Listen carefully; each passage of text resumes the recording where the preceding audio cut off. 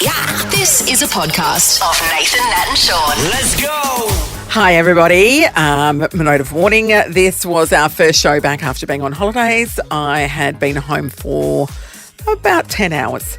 So after an overseas trip. So Are you suggesting it's not going to be good, Nat? I'm just saying, No, it's a bit of fun, actually. take it for what it was. No Nathan today. We had Tracey Vo from Channel 9 sitting in as We well. did. We talked about holiday stuff, and in particular falls to kick things off, Nat. You had a big fall in... So did you. Oh, yeah. Mine was in Rome. Shaun's was in Exmouth, but still equally hilarious. We also discussed making a splash in a new community. A lady I met up north, she really did. Her first night there, mate. Everybody knows Rachel now. She does. That's for sure. Steve Butler joined us as well, talking about all things sport, including Nick Kyrgios. He's got a fairly strong opinion about him. Yeah, and absolutely. We're going to hear about your time over in Italy, including doing a cooking course. Yeah, that's right. I'm fully proficient in making pasta now.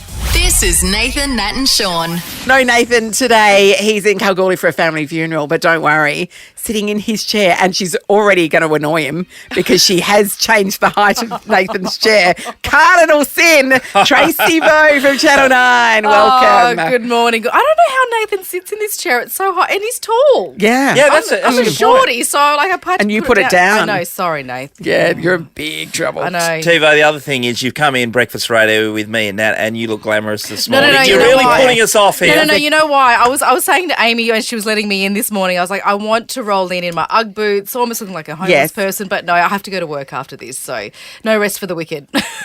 Yeah, You're it's in not for a That's long my day. excuse. I know it's going to be a long day. And one thing else we want to point you up with, Nat said, and you're Yes. an amazing cook. We see a lot of Yes, stuff you baked famously. over the journey. Nat, what you come in with today? We were very I know, excited sorry. for. Yeah, absolutely nothing. I know. And then you just started telling us all the things that you're capable of cooking but didn't. I failed. I only mentioned cheese muffins. Well, they I know, sounded I so failed amazing. Today. I failed today, so I'll try again tomorrow morning. I'll try again. No, we've been on magnificent holidays. What Yes. have you been doing for the last 2 weeks? Honestly, you coming back last night, Nat, you're crazy. Absolutely mad. Oh, yeah. I need a 5-day buffer. I would have been back last So what, Wednesday. a 10-hour buffer isn't enough for you? No, goodness, no. But you stayed up as well watching the tennis. Oh, well, I had to watch a little bit of it. You're just, I can't do it. But how would you go, Tivo? Because we had a couple of weeks, and if Nat didn't make the most of that Yes, time... I had to maximise my time Yeah. No, overseas. I agree. Yeah. Overseas, 2 weeks. That's Yes. it's quite tight time frame. But I don't know. I'd still be like a week and a half. It's still pretty good. I don't know. I get anxiety from just thinking I have to go to work the next day. I just can't do it. So You know, I felt that way too. I just enjoyed a few extra You're days in Italy. amazing. No, I'm an Honestly. idiot. Oh, Idiot gosh. is the word you're looking for.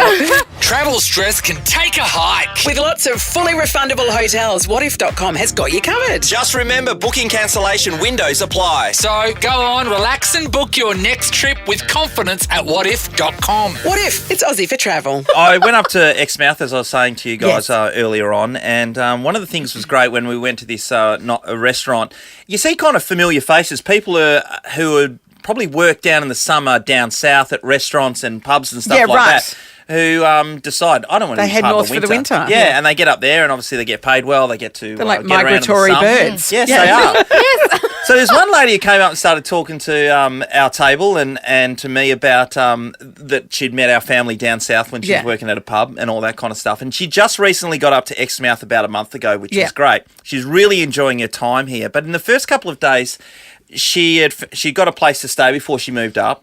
She hadn't met the person until she got up there, which is a guy called John that she lived with for all of 48 hours before she decided to go out on a bit of a venture and try to see what the community was all about. Have a night on the town, meet Yep. some locals. Okay. So she went to the local pub, which is Pot Shots, and on a Friday night, it's going off its head. It is going off. You can hear these people who've been up there before. They know about Harry. it, don't Oh, they? Harry. Memories. Yeah. And mostly there's a lot all the workers there and a lot of the Yeah. backpackers are getting amongst it. And this lady Is it kind of Rachel, like the Exmouth equivalent as the Rowie? Yeah. Oh, yeah, in yeah. Broome? So it's like that. 100%. Is that 100%. that's the standard we're at? Okay, yeah, got it. that's it. So this lady Rachel, she's no spring chicken, but she was decided that she wanted to get to know people or meet some people. Yeah, so sure. she went along to the pub and she said she started having a few drinks and wines and started chatting to a few people. Anyway, next minute, the night's over, and then she wakes up the next day feeling a bit rough and worn out, and I think I had a pretty good night. Her new roommate woke her up in the morning when she was when she finally got out of bed and asked her how she was feeling because the local police drove her home. She got the blue Uber. Wow. She was having such a big night. She didn't remember this at all. She stumbled out of the place. She didn't know where she lived. She couldn't remember where she lived. It's only a few streets away. It's only Exmouth. So she was kind of stumbling all over the place down the road. And the cops came and they asked her if she was okay, obviously. Yes. And they were trying to get a name out of her that apparently took her forever to where do you live? Because you didn't know where she lived. And who did she live with? John. Oh, well, that narrows it down.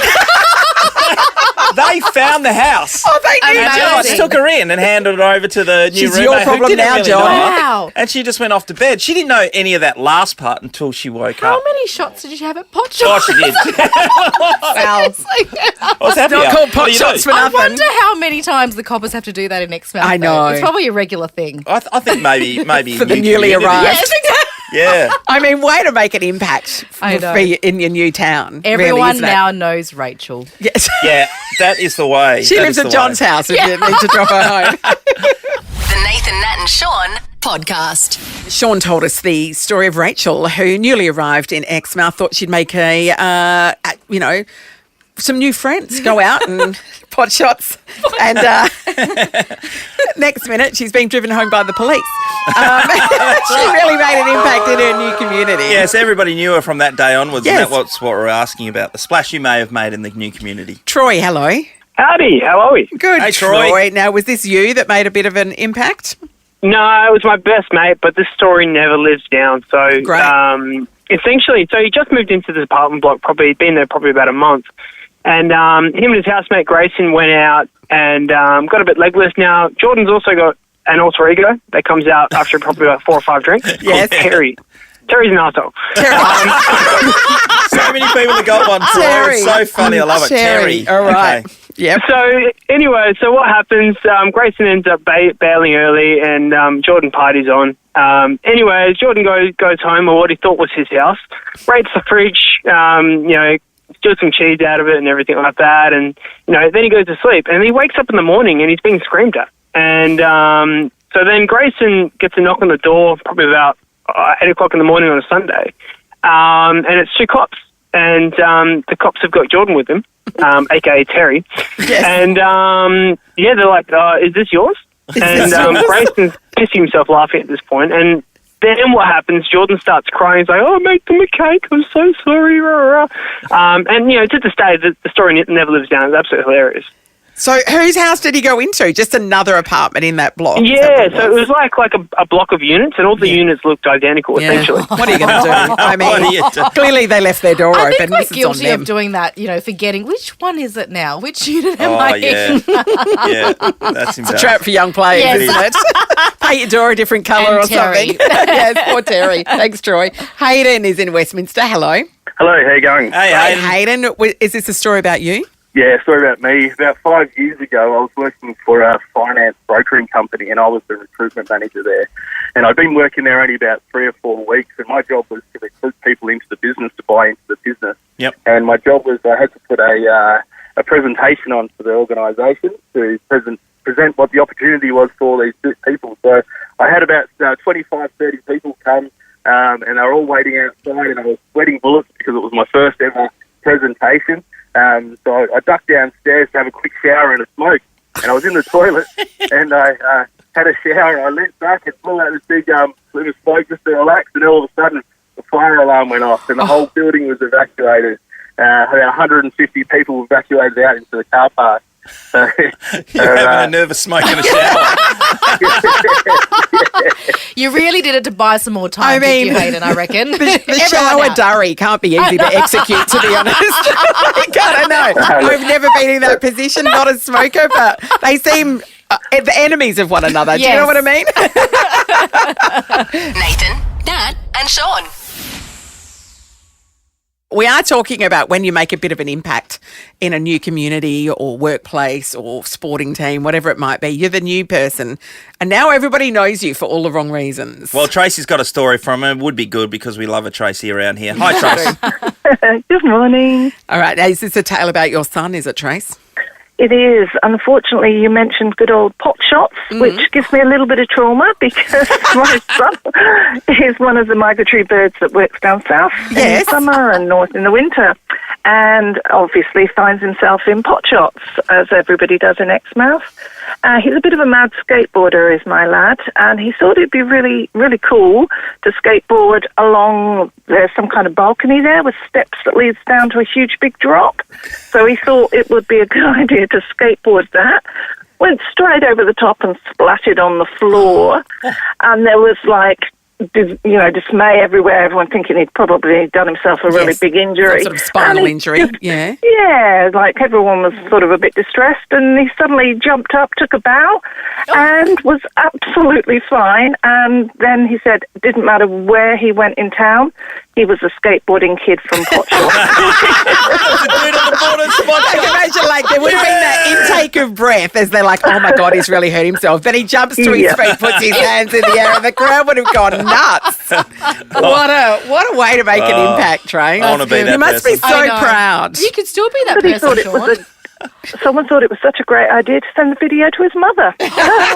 There's video evidence. Yeah. Amazing. So, Love of to see course, that. because it didn't happen unless there was video evidence. Of Nice course. work. Thanks, Tracy. Larissa, hello. Hello. Hi, Larissa. All right, Larissa. How are you? Did you make a bit of an impact at a new job, did you? Yes, I did. All right, talk us through it. Yeah, no problem. I started about 2 weeks into my job, and I was assigned to set the prices for all of our products. Yep. And I'd about an hour into doing all of the work, and we ended up getting a whole bunch of phone calls, and we were like, oh, what the hell's going on? Something's completely wrong. And obviously I'm the only one doing prices, and I've managed to out of stock every single item we have. What prices were you putting on there, What were you Larissa? doing? So we're a plant nursery that provides to like every single shop in pretty much Western Australia and towards Queensland and everything. And I've managed to make every single plant we have that we clearly have out of stock. And they can't sell anything because there's no prices or nothing. And it was chaos. We ended up having to physically wait for them to call us and tell us what the prices were for each individual thing, and then add it up for them because they can't do it on the tills. Oh my goodness. I mean, and now everyone knows me as the out of stock girl. yeah. Is that a way to be never asked to do that particular task again? Is that the way that works? Yeah, pretty much. I actually haven't touched it since that happened. Yeah, see, there you go. You do it badly once, you never have to do it again. Yeah, Where are you going to work next, Larissa? That's Can right. we just follow you? Maybe retail's not for you. You're listening to Nathan, Nat and Shaun. So, yeah, it is our first day back after holidays. It's a little rough for some of us. I was in Italy and I flew into Rome, but I wasn't. I tell you what, the number of people that asked me if I was on the same flight as Mark McGowan, because I left the same night, you know, that direct flight. Yes. No, I was on the Povo non-direct flight that went via Dubai and took much longer to get there. So, you know, just that on the record, I wasn't there swanning around with all the bigwigs. But on my first full day in Rome, so I arrived on the Sunday. Monday, I had booked myself to do a bit of an e-bike tour of the ancient Appian Way, because I'd done a lot of the other Roman highlights, you know, the Colosseum and Trevi Fountain before. So I'm like, this is something a little bit different. It's going to be a bit of fun, which it was, even though it was 41 degrees. Oh. Stinking hot. It's a dry heat. And to get to where this tour started from, it was about a 15-minute walk from my hotel. I'm like, oh, it's delightful. And I'm, you know, I had to go past the Colosseum, down some stairs. And as I'm doing that, I'm just thinking, oh, I'm just loving life. I'm in Italy. The history. It's all amazing. Look at that. There's the Colosseum. There's, you know, everybody's around, tourists everywhere. And you have to walk down these steps. And they were very old steps that had been trodden by a lot of feet. Many Romans. Many Romans. Many emperors. Many Romans, many tourists, just many. And as I'm tripping down these steps, I literally trip down the steps. So my feet just because they were just so shiny and well worn that I don't know how anybody walks on these steps without falling over, to be honest. And my feet just went straight out from under me, and I bounced down about 2 or 3 of the steps on my butt. My sunglasses flew off my head, and then you're just sitting there going, oh, well, this isn't great. And so then I had to just gather my things together and get up, and nobody helped me. Nobody stopped, not one single person. Probably somebody filmed it by mistake as they were, doing a selfie in front of the Coliseum. Like, there were people everywhere, and I'm bouncing down these steps on my butt. And then a couple of days later, I just caught sight of myself in the mirror when I was getting out of the shower. Massive bruise on my butt. You're saying you've still got a corky in your butt? I've still got like hard tissue in my butt cheek from where I landed. You need that rubbed out. And I only live 2 streets away. So I'm just saying.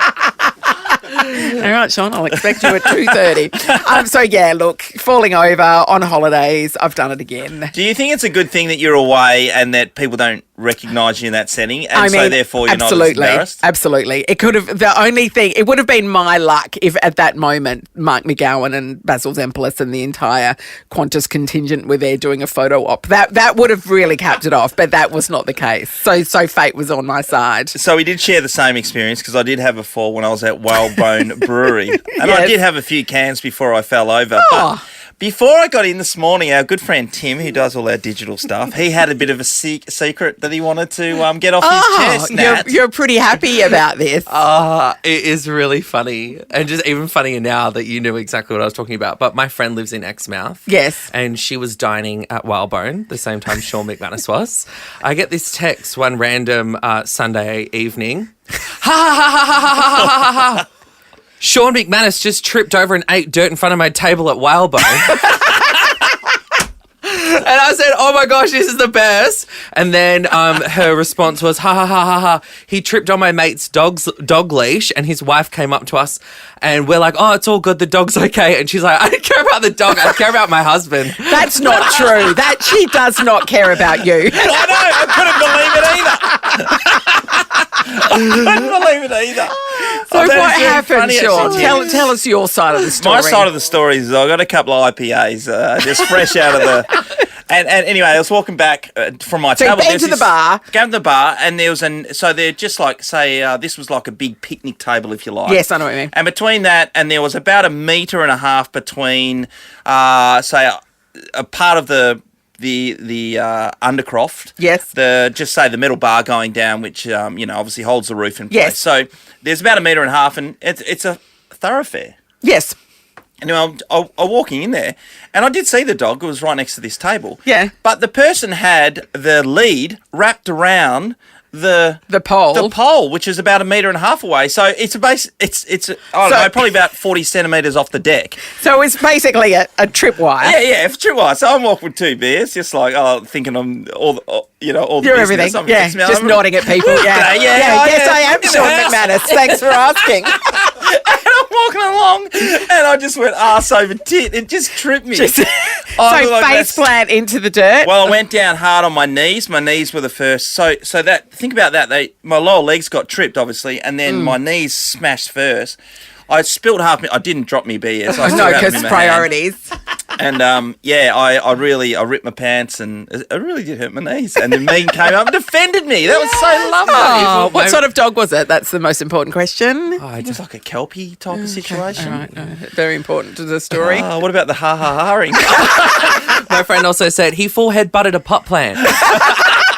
I probably did. Is that true? Oh, well, I had a blinder, to be honest. Head injuries doesn't feel a thing. Knees, not so bad. Nathan, Nat and Shaun in podcast form. Don't want to go on about it, but I went to Italy for my holidays. I'm not sure if anyone's aware.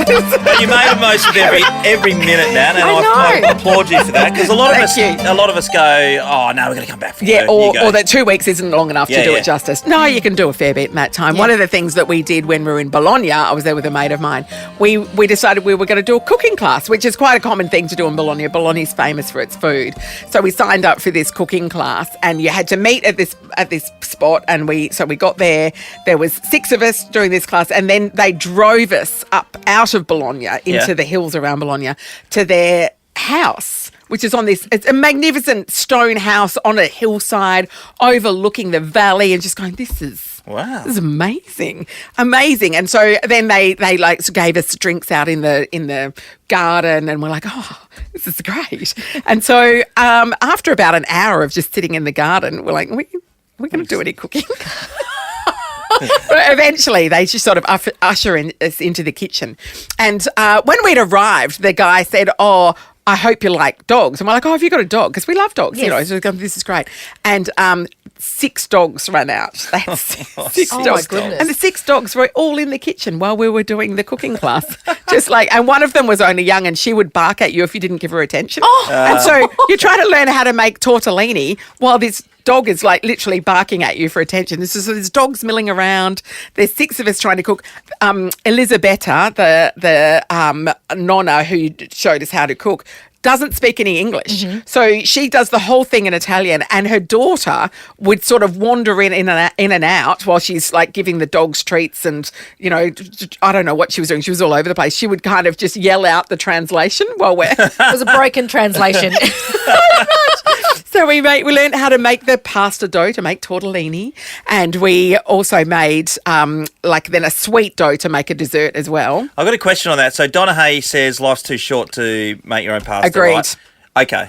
Was that the question? It was an amazing experience, but I'm like, nobody has time for this because you've got to make it, and then you've got to rest it, and then you've got to roll it out. Yeah, no, nobody's You'd have been got half time cut for by that. Oh, yeah. Did you even learn anything after that? Well, I mean, it's 100 grams of flour to 1 egg, and then so it's a pretty basic recipe, really. Yes. And it is all about the resting and the rolling it out, which takes forever. Did you get to eat it afterwards? So this is what happens, right? So we make them all, and they're all drying and everything, and then they're like, "Oh, go out into the garden and we'll have another drink." And then they set the table, and the nonna cooks it for you, and in a lovely sage and butter sauce. Ooh, yum. Magnificent. So they serve it all. It's gorgeous. It's all sort of laid out for us, and we're sitting in the garden just going, oh, how good's life? This is just magical. Let's have another glass of Prosecco. And then, so while they're setting it out, she brings out all the food, and it's all gorgeous, dogs milling around. Dogs. Constant dogs. A thunderstorm rolls in. Like... the wildest storm. We're like, there's a few drops of rain, and you can see it off in the distance, a bit of lightning. We're like, it's kind of nice, isn't it? Next minute, just torrential downpour, howling wind. Everybody's grabbing everything and running inside, and there's screaming, and the dogs are barking. And we get inside, and the girl, Flavia, the daughter, who'd been translating for us, just starts screaming about her car because it started hailing, and she had a new car, and she's going, oh, my car's ruined, and she's screaming, and the dogs are barking, and it's like so much. We're just standing there going, what is going on? It's just going, can we eat the rest of our pasta now? Like, it was just so awkward. We didn't know what to do. They kind of ushered us into this weird sort of open room down the bottom of the house that was like just had bits and pieces, just random bits of furniture shoved into it. And then so she goes out to move the car. She comes in like windswept and like leaves everywhere, and the wind was wild. Like we're just going, this could be the last night ever. Oh my goodness. Then the nonna and the daughter disappear. And we're just sitting there eating. We've eaten the dinner. There's no, we've had dessert, and then we're just going, we're like, now what do we do? Like, there's 6 strangers essentially just sitting around looking at one another going, what do we do? Room. And then after about half an hour, the nonna appears down the stairs dramatically. She's given herself a complete makeover. She's done her hair. She's wearing this big, long, flowing caftan. She's put a face on, bright, pop of colour on her lip and everything. Like, it took a while for us to realise it was the same person. And she just sort of wafts down the stairs. And we're going, what is happening? And then about another 20 minutes later, the daughter appears. And she's the only one that can speak English. So we can't... There's no, communication at all. All dressed up as well? She had it. Yeah, she changed the clothes so as well. Storm, this big storm bought raging new colourings and yes. Oh, that's kind of dress. You know what we need to do? We need to outfit change. It is time. Thing. And the description of the cooking class said it went from 2:30 to 6:30. We were dropped back in the city of Bologna at 9 o'clock at night. Oh, what? Oh, my goodness. Are we being... Is this a hostage I know. I was situation? going to say, were you safe in this? Taking to, like, the basement. And the carry-on about the car and the hail, she's going, my car's ruined, it's brand new and everything. And when we went to leave, everybody looked and went, it's fine. Nothing. Oh, my goodness. Like, we're from Perth. We know what hail damage looks like from that one storm in 2010. Yeah. And we've never forgotten. And that's not hail damage, But we Flavia. recovered. We rebuilt. Anyway, don't ask me for the recipe. I've no idea what we made. And lots of Prosecco. Yes, the Prosecco definitely helped. This is a podcast of Nathan, Nat and Shaun. Welcome to the show, Steve Butler. Steve Butler. Yes, thank you. Overlooking the beautiful rolling green hills of Denmark. How lovely is that? Oh, in Scandinavia. Just got my ski clogs on and away I go. Denmark is a magnificent spot. Yeah, it is. Steve, we've got TiVo with us. TiVo, you been down the southwest much? Not this year, but looking forward to it. Denmark's beautiful, so I'm enjoying yourself. Hope you're enjoying yourself down there, Stevie. Oh, thanks, Trace. It's a lovely place. It was a bit inclement yesterday, a bit of rain, but I love that too, being a Manjimup boy. But it's just such a beautiful place. All the tall people live here now at the moment. Myself, Luke Longley, Paul Rogers. Yep. Yeah, there's some absolute basketball icons down that way. Hey, Steve, if you go down a bit further, you can go to that Lime Burners distillery and get a bottle of scotch. Yes. Like they're next level. Yep, and their university gin as well. Yep. Don't worry about that. What do you think I am, Shaun? I know what you are, We Steve. know what you are, Steve. Now, let's throw in a bit of sport last night. What did you make of Nick Kyrgios' tournament at Wimbledon? Does he win you over at all? No. I mean, his tennis does. His tennis does, but his actions don't. I would hate to be a person in his supporters' box. That's some of the most belittling attitude I can ever think of. Like, he's telling them to sit down, he's telling them to stand up, he's telling them to yell, he's telling them to be quiet, and they're just sitting there like little puppets. His dad and his girlfriend, and I mean, how dare he talk to people like that? I just find it abhorrent, really. I can't stand it. And it really saddens me because his tennis is unbelievable. Yes. He's just gone toe-to-toe with the best player, arguably, of all time. And then at the crucial moments where he starts looking at his box because they're not sitting the right way or they're not holding their mouth the right way or something, he blows up and throws a point away by hitting a stupid serve or a stupid shot out, and he's blaming them for it. Yeah. I'm like, come on, give us a spell. He could be the best player in the world, Nick Kyrgios. Do you reckon he just needs a coach to pull him into line? How would you be his coach? You'd be a brave person. Treat them like as he did last night in the players' box. Yeah. It was so interesting because I was watching him as well, Steve as well, and he was like, telling them, don't worry about it.